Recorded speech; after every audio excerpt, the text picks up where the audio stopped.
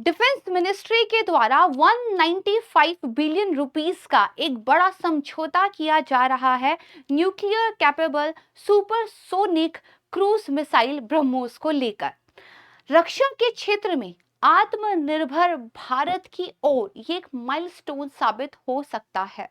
दरअसल ब्रह्मोस मिसाइल आज के टाइम पर एक वेल सॉट वेपन माना जा रहा है। इसकी स्पीड आज के टाइम में अपनी कैटेगरी में सबसे ज्यादा है, यानी कि ध्वनि की गति से भी 3 गुना ज्यादा गति से ब्रह्मोस मिसाइल चलती है। कहा जाता है कि ये फायर एंड फॉरगेट प्रिंसिपल पर काम करती है, यानी कि एक बार आपने मिसाइल को लॉन्च कर दिया तो आपको इसे फर्दर गाइड करने की जरूरत नहीं है।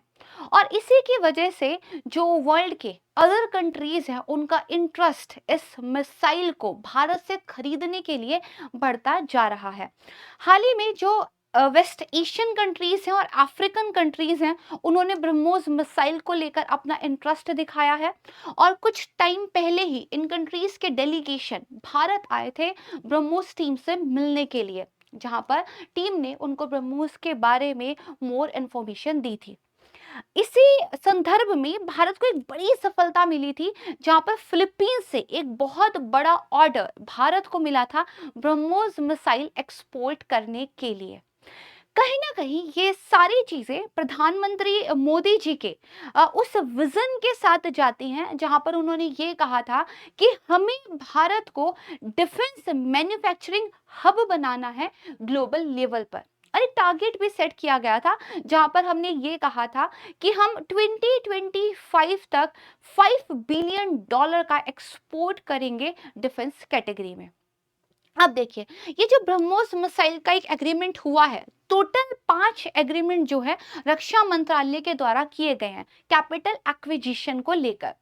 जब रक्षा में कैपिटल एक्विजिशन ये शब्द आता है तो इसका मतलब कहीं ना कहीं ये होता है कि सेना की ताकत को बढ़ाने के लिए हम किसी प्रकार की टेक्नोलॉजी या वेपन्स के प्रोक्योरमेंट को लेकर या उनकी मैन्युफैक्चरिंग को लेकर यहाँ पर बात कर रहे हैं। इन 5 समझौतों में मिग-29 के लिए एरो इंजन की भी प्रोक्योरमेंट को लेकर बात कही गई है। साथ ही रडार टेक्नोलॉजी को लेकर भी एक समझौता था और सबसे बड़ा समझौता था super sonic cruise missile BrahMos को लेकर। यहाँ पर आप देखेंगे कि $2.36 बिलियन का कॉन्ट्रैक्ट जो है यहाँ पर साइन हुआ है। ये जो ब्रह्मोस मिसाइल है ये रशिया और भारत का एक जॉइंट वेंचर है। भारत की तरफ से डीआरडीओ और रशिया में डीआरडीओ का जो काउंटर पार्ट है उनके द्वारा मिलकर जो है ब्रह्मोस मिसाइल की मैन्युफैक्चरिंग पर काम किया जा रहा है। ब्रह्मोस मिसाइल के लिए एक और बहुत इंपॉर्टेंट समझौता पिछले ही महीने हुआ था। 29 फरवरी की हम बात करें तो एक न्यूज़ निकल कर आई थी, जहां पर कैबिनेट कमेटी ऑन सिक्योरिटी जो है, जो कि सबसे बड़ी कमेटी मानी जाती है, उनके द्वारा फाइनल क्लियरेंस दे दी गई थी कि करीब 200 BrahMos extended range supersonic cruise missile का डिप्लॉयमेंट किया जाएगा वॉरशिप्स पर। और ये इस टाइम पर बहुत महत्वपूर्ण हो जाता है जब कुछ टाइम पहले ही हमारी नेवी के जो एडमिरल हैं आर हरि कुमार, उनका एक स्टेटमेंट आया था। उन्होंने ये कहा था कि ब्रह्मोस नेवी का एक प्राइम वेपन बनता जा रहा है और नेवी अपने पुराने सभी मिसाइल्स को रिप्लेस कर रही है ब्रह्मोस से। ये इस कंटेक्स्ट में भी इंपॉर्टेंट हो जाता है। हाल ही में अरेबियन सी में मर्चेंट शिप्स पर यमन हुती रिबल्स के काफी अटैक देखने को मिले थे और वहां पर शिप्स पर ब्रह्मोस को एक प्राइम डिफेंस वॉल की तरह भारत की तरफ से माना जा रहा है। ये था आज इस न्यूज के बारे में। अब इस न्यूज से यूपीएससी ज्ञान ले लेते हैं। देखिए, किसी न्यूज को समझ लेना और एग्जाम के रिलेटेड उससे इंफॉर्मेशन को याद करना, these are two different things.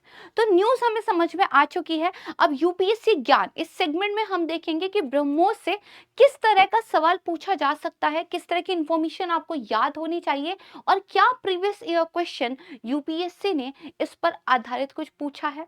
तो देखिए, ब्रह्मोस मिसाइल की रेंज और स्पीड की बात करते हैं। रेंज इसकी है 290 किलोमीटर और इसकी जो टॉप स्पीड है वो है 2.8 मैक।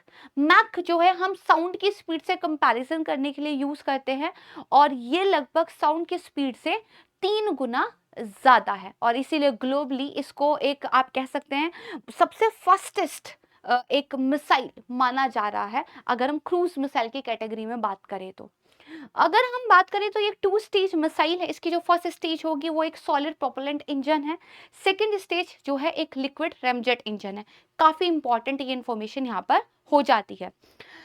ब्रह्मोस क्योंकि ये क्रूज मिसाइल है तो इसका जो कंपैरिजन है वो आपको बैलिस्टिक मिसाइल के साथ भी पता होना चाहिए। जैसे आपको पता होगा जो अग्नि 5 है वो एक बैलिस्टिक मिसाइल है, राइट। ओके, आगे देखते हैं। अगर हम बात करें तो ये बेसिकली एक मल्टी प्लेटफॉर्म मिसाइल है, यानी कि इसको लैंड, एयर और जो सी है वहां पर डिप्लॉय किया जा सकता है। साथ ही आप देखेंगे कि वेरियस कंडीशन में आप कह सकते हैं ये एक तरीके से फंक्शन करने के लिए कैपेबल है। मतलब दिन हो या रात हो या किसी भी तरह का वेदर हो, कितना भी खराब मौसम हो, इस मिसाइल को आप दुश्मन की तरफ दाग सकते हैं। मल्टी कैपेबिलिटी मिसाइल इसको कहा जाता है पिन पॉइंट एक्यूरेसी के साथ, और इसीलिए कहा जाता है कि ये फायर एंड फॉरगेट प्रिंसिपल पर काम करती है। एक बार लॉन्च कर दिया तो एडिशनल गाइडेंस की जरूरत यहाँ पर नहीं रहती। These are some important pointers जो आप इस मिसाइल के बारे में याद रख सकते हैं।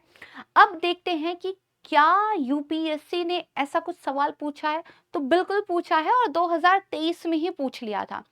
तो इस क्वेश्चन में अगर आप देखेंगे तो बैलिस्टिक मिसाइल और जो हमारी क्रूज मिसाइल है इसके डिफरेंस को लेकर एक क्वेश्चन है। देखिए, बैलिस्टिक मिसाइल जो है जेट प्रोपल्ड होते हैं और सबसोनिक स्पीड पर चलते हैं। वहीं क्रूज मिसाइल की बात करें तो ये रॉकेट पावर्ड सिर्फ अपनी इनिशियल स्टेज पे होते हैं।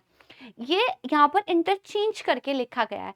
अभी हमने पढ़ा कि बेसिकली जो हमारी क्रूज मिसाइल है, राइट है, वो अपनी एंटायर जर्नी में रॉकेट पावर्ड होती है।